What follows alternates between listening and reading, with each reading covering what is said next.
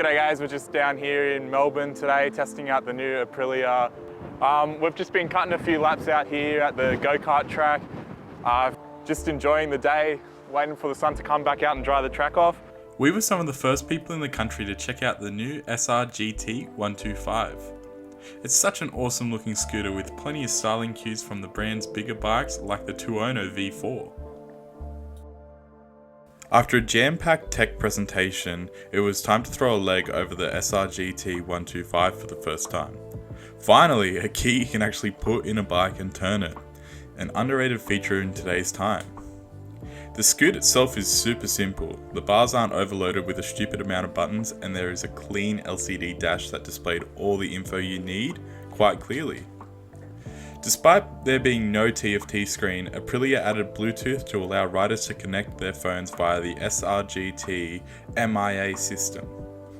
We didn't have enough time to set this up, but most of their range shares the same system, so it works great. It's been years since I've ridden a 125cc scooter. I'd forgotten how light and easy they are to ride. Obviously, you can't expect too much in terms of power, but Aprilia say they've managed to top their competitors in terms of it.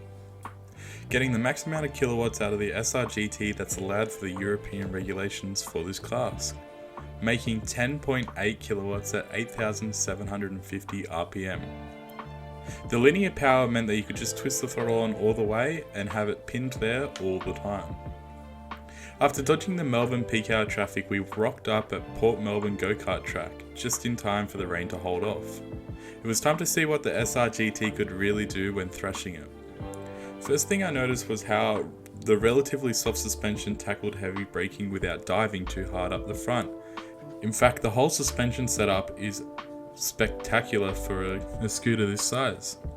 The front and rear are both Showa, and you can really tell. It's a comfortable and responsive ride, and it doesn't feel like it's going to bottom out.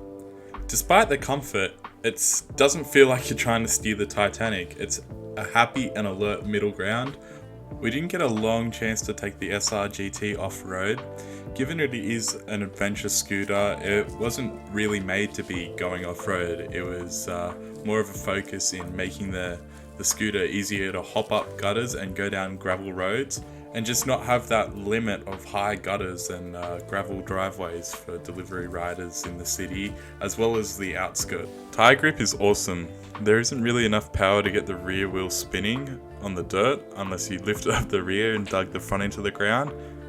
And that's with essentially brand new hoops too, so you would expect it to be a little bit slippery, but on and off-road the Michelin Enki adventure style tyres didn't make noise, and they gripped up really well. The 14-inch wheel at the front and the 13-inch at the rear are the perfect choice for the SR GT 125. They allow manoeuvrability with highway stability. Tyre choice isn't limited in these sizes either, so you won't be getting stitched up with price when it comes to time to change them over. The ergonomics for the most part are awesome. I'm 183 centimeters tall, and most motorcycles I'll struggle to feel comfortable, especially on the low capacity ones. But I felt at home on the SR GT 125.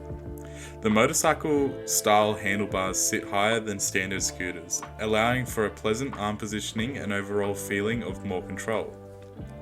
The leg positioning is a little bit cramped for me, and I can see it getting uncomfortable over a few hours, but I didn't expect too much from a 125cc scooter.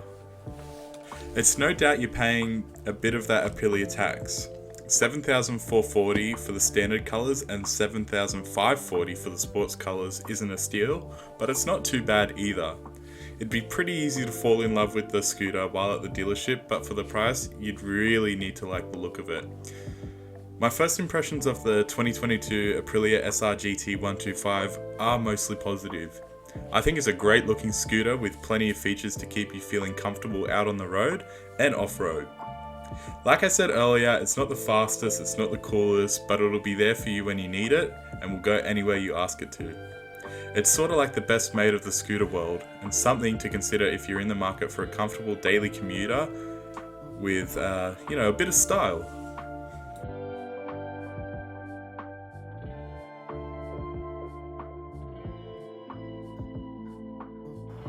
So yeah, that's all for the Aprilia SR GT. You can read the full review on BikeReview.com.au soon.